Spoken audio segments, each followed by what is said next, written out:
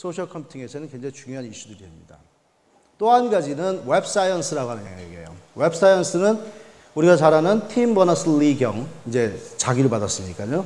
월드와이드 웹을 만들었던 팀 버너스-리 경이 제안을 2006년도죠. 2006년도 11월에 뉴욕타임즈에 인터뷰를 하면서 앞으로 이러한 영역이 굉장히 필요하다. 이제 웹에서 일어나는 모든 문제들은 더 이상 컴퓨터 사이언티스트들이 풀 수 있는 문제가 아니다. 그래서 굉장히 많은 사람들이 모여서 학제적 연구를 해야 된다라고 선언을 하고 MIT하고 영국의 사우스햄튼 대학하고 공동으로 그 웹사이언스 리서치 이니셔티브라는 걸 만들었습니다. 제가 그 신문을 보고 바로 그 다음 달인가에 그 우리나라 전자신문에 칼럼을 썼어요. 우리도 이게 굉장히 중요하고 시작하자라는 걸 썼는데 아무도 관심을 갖고 있지는 않더라고요. 항상 너무 빨라요. 그래서 제가 20년 동안 사업을 하다가 학교로 왔는데 항상 2년 먼저 해가지고 항상 망하고서 나서 이제 옵니다. 네. 근데 학교는 빨리 해야 돼요. 그래서 저한테 굉장히 잘 어울립니다. 그러니까 사업은 너무 빨리 하면은 망하는데 학교는 앞서서 가는 게 굉장히 중요하기 때문에. 소셜 컴퓨팅은 그 작년부터 그 미국 전기전자공학회에서 공식적인 그 학회가 생겨서 컨퍼런스가 생겨서 진행하고 있고 저도 작년에 3개의 논문을 발표했습니다. 여기는 굉장히 다양한 연구 주제들이 있어요. 이 연구 주제들은 뭐 학생들 입장에서 보시면 될 것 같고요.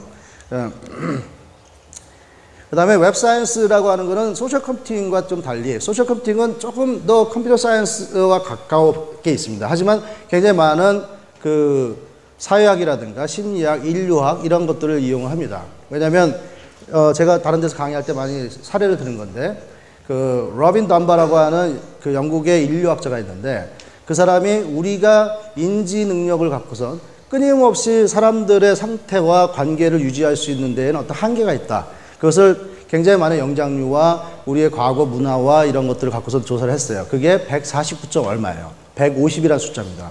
그래서 150이 덤바스 넘버로 유명한데 이게 페이스북에서 여러분들이 갖고 있는 친구 관계의 평균치가 130이에요, 지금. 사람은 150이 넘어가면은 그것을 일일이 관리를 못 해요. 여러분들 어장 관리는 그래서 150이 맥시멈입니다. 더 이상 하시면 안 돼요. 헷갈립니다, 그다음부터는. 그래서 이게 우리가 갖고 있는 특성이에요. 근데 전산학자는 이런 특성을 잘 몰라요. 그러다 보니까 그러한 디자인을 하고 기획을 하고 할 때 이러한 부분들을 어떻게 반영할 것인가에 고민을 안 했다가 이제 이런 영역들에 대한 우리가 지식이 들어오면서 합쳐서 같이 연구해야 된다는 게 이제 많죠. 우리가 커뮤니티 같은 데도 마찬가지예요. 웹사이언스는 첫 번째는 뭐냐면 웹 자체를 연구하자는 거예요. 웹이라는 게 도대체 어떤 구조를 갖고 있는가. 그래서 이걸 누가 연구했냐면 물리학자가 있어요. 바라바시라고 하는 물리학자가 웹이라는 것이 굉장히 독특한 구조를 갖고 있다. 파울로 디스트리뷰션이라고 하는 이런 것을 발표를 했고 그 다음에 어떠한 하나의 아키텍처나 하나의 기술이 급성장하게 만드는 경우가 있어요. 여러분들 트위터를 많이 쓰시는데 트위터 보면은 트위터가 확산되는데 굉장히 도움이 됐던 기능들이 있어요. 리트윗이라든가 멘션이라든가 해시태그라든가 이런 간단한 기능들이 실제로 그런 기능들에 의해서 이 하나의 서비스가 폭발적으로 증가할 수가 있습니다. 블로그에서는 블로그스피어가 블로그답게 만들어진 건 뭐냐면 그 트랙백이라고 하는 기능이에요. 트랙백이라는 기능 때문에 블로그가 블로그답게 만들어지고 블로그스피어라는 게 만들어졌어요. 그리고 폭발적으로 증가됐고 이러한 것들에 대한 연구들이 있고요. 그 다음에 우리가 여기 참여하는 사람들의 인터랙션이 어떤 거에 의해서 유도되고 그리고 그것이 사회적 컨벤션, 이 관념을 또 바꿔나가는가. 가장 중요한 게 뭐냐면 모티베이션이에요. 모티베이션, 소셜 드라이버라고 하는 건데 왜 하냐는 거죠. 왜? 여러분들 왜 싸이월드를 하셨고 왜 페이스북을 하고 있고 왜 미투데이를 하고 있고 왜 트위터를 하고 있습니까? 왜 하세요? 돈 생기는 거 하나도 없잖아요. 저는 이 테드가 굉장히 훌륭한 컨퍼런스라는 이유 중에 하나가 뭐냐면은 이 연설자들한테 돈을 하나도 안 줘요. 아주 훌륭한 컨퍼런스입니다. 그래서 아무런 동기, 제가 여기 왜 왔을까요? 무슨 동기를 갖고 왔을까요? 유명해지고 싶어서? 저 여기 안 와도 충분히 유명하다고 생각하거든요. 근데 왜 그런 짓을 할까요, 우리가? 위키피디아에 참여하는 사람들에 대해서 심리학자가 연구를 했어요. 왜 할까? 왜 사람들이 들어와서 그것을 만들어낼까? 첫 번째 이유가 뭔지 아세요? 첫 번째 이유가 fun이에요. fun. 재미. 재밌다는 거예요. 두 번째는 ideology. 나는 지식이 이렇게 서로 공유되어야 된다고 생각한다. 싸이월드나 페이스북이나 트위터나 미투데이 왜 할까요? 저는 두 가지의 큰 요소가 있다고 생각합니다. 뭐냐면 나르시시즘과 익지비셔니즘이라고 하는 자기 도취와 노출, 그거예요. 하지만 거기 근저에는 또 중요한 게 뭐냐면 펀이에요. 재밌지 않으면 안 돼요. 재밌으니까 하는 거예요, 여러분들. 재밌지 않은데 그걸 앉아가지고 8시간씩 앉아서 하루 있는 사람이 뭐 있어요. 그런 사람들 뭐 있긴 있죠. 근데 그런 거 우리가 일이라고 하죠. 재미랑 안 하고. 그래서 그 재미가 주는 동기가 있고 또 자기의 노출, 자기 도취 이러한 것들이 있습니다. 이런 부분들이 우리가 연구를 해야지만 웹이 발전되고 어떻게 하면 긍정적으로 성장될 수 있을 것인가에 대해서 학자들이 어떤 기반을 만들어내고 그걸 바탕으로 해서 새로운 서비스들이 만들어낼 수 있다고 생각합니다. 이 그림에서 보여줬듯이 가운데 있는 게 뭐냐면 사회문화적인 거예요. 제가 문화기술대학원에 다시 돌아오게 된 게 제가 카이스트 졸업한 지 20년 만에 작년에 카이스트 돌아왔는데 바로 문화기술대학원으로 왔어요. 이유는 뭐냐면 우리가 앞으로 필요한 게 이런 사회문화적인 이슈를 기술적으로 어떻게 풀어갈 것인가, 어떻게 하면 기술자들이 그러한 부분들에 대해서 고민할 것인가. 저는 전공이 그 위에 있는 Artificial Intelligence를 했습니다. 인공지능을 했는데 일본은 인공전능이라고 얘기를 하지만요. 인공지능을 했는데 여기에 수학과 심리학과 사회학과 생물학까지도 연결이 됩니다. 왜 생물학이 연결돼야 되냐면 땡친 겁니까?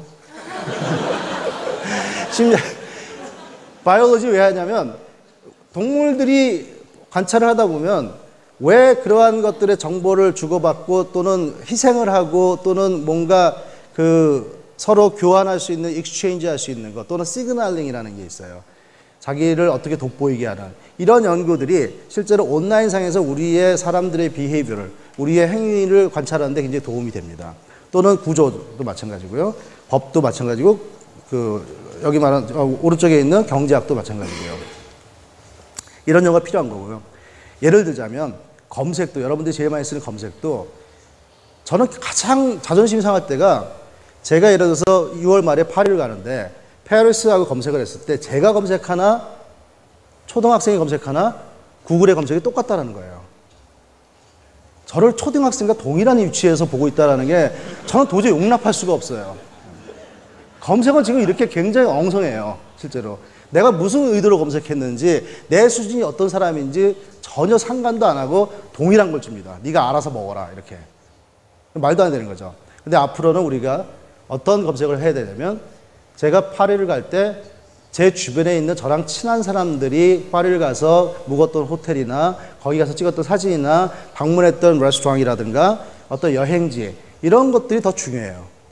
그리고 또는 저랑 취향이 비슷한 사람들에서 만들어진 정보 또는 친구의 친구 또는 거기에 굉장히 전문가라는 사람들이 그러니까 알고리즘에 의해서 기계적으로 찾아지는 게 아니라 나와의 어떤 소셜 서클에서 나와의 관계가 어떠냐에 따라서 그걸 기반으로 해서 검색을 해줘야 됩니다. 이것을 우리가 소셜 검색이라고 하고 이런 것을 하기 위해서는 사람들과의 관계를 또 만들어내고 설정을 해야 되겠죠. 이런 것도 어떻게 찾을 거냐. 취향이 같다는 거 어떻게 할 거냐. 그리고 인플루언스를 하는 것을 어떻게 할 거냐. 인플루언스, 제가 가장 관심 있는 연구 영역인데 영향력이라는 모델은 도대체 어떻게 되는 거냐. 사람들이 누구한테 영향을 받았다는 걸 어떻게 온라인상에서 일어난 행동들을 갖고선 판단할 수 있을 것인가. 이런 것들이 굉장히 중요한 연구 과제가 될 수 있습니다. 그것이 인플루언스 모델이에요. 트위터에서 누가 더 영향력이 있는가. 많은 학자들이 연구하기 시작했어요. 작년부터. 연구하기 시작했고 카이스트에 있는 교수들도 연구를 했고 저도 마찬가지로 이런 연구들을 하고 있습니다. 그래서 이러한 인플루언스 모델이 앞으로 그 학문적인 연구도 되지만 또한 마케팅적으로도 어떤 사람들한테 우리가 정보를 제공해 줘야지 굉장히 그 정보가 확산되고 그리고 영향을 끼칠 수 있을 것인가 하는 것들도 사람들과의 관계와 그 사람들의 영향을 받을 수 있는 모델이 뭐냐라는 것을 사회학이나 심리학에서 했던 연구들을 우리가 전산학자들이 다시 이걸 받아들여서 구현을 해야 되는 이러한 입장이 됩니다. 이러한 것들이 우리가 앞으로 가야 되는 소셜 컴퓨팅 또는 웹 사이언스의 다 중요한 연구 영역입니다. 이게 우리가 갖는 학문적인 어떤 한계를 웹이라는 걸 통해서 공학과, 사회과학과, 인문학과, 법학 이런 것들이 다 만날 수 있는 그러한 새로운 기회가 생겼다고 생각합니다. 여러분들한테 굉장히 많은 관심이 있길 바라고요. 여러분들이 굉장히 많은 관심을 갖기 바라고 한국에서도 작년부터 저희가 이런 활동을 하기 시작했고 컨퍼런스나 심포지움이나 세미나들이 많이 열렸고요. 그 다음에 정보학회지에도 특집으로 이게 다뤄졌는데 제가 그때 게스트 에디팅을 했습니다. 그리고 앞으로도 올해 여러분들이 이러한 부분들에 대한 학자들의 얘기와 그 다음에 오피니언 리더들의 얘기를 굉장히 많이 들으실 겁니다. 그리고 이제 인문학이나 사회학을 전공하신 제 학생들은 저널리즘 전공하고 심리학 전공하고 수학 전공한 애들이에요. 근데 저한테 와서 전산학적인 시각을 같이 배워가면서 저와 같은 이 소셜 컴퓨팅을 연구를 하고 있습니다. 이런 분들이 이제 공학자와 같이 뭉쳐서 연구를 할 수 있는 기회가 생겼습니다.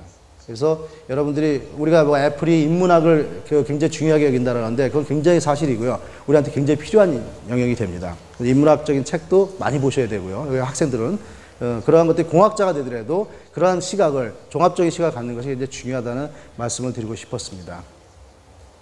감사드리고요. 제 트위터 아이디하고 페이스북 아이디입니다. 많이 방문해 주시기 바라고.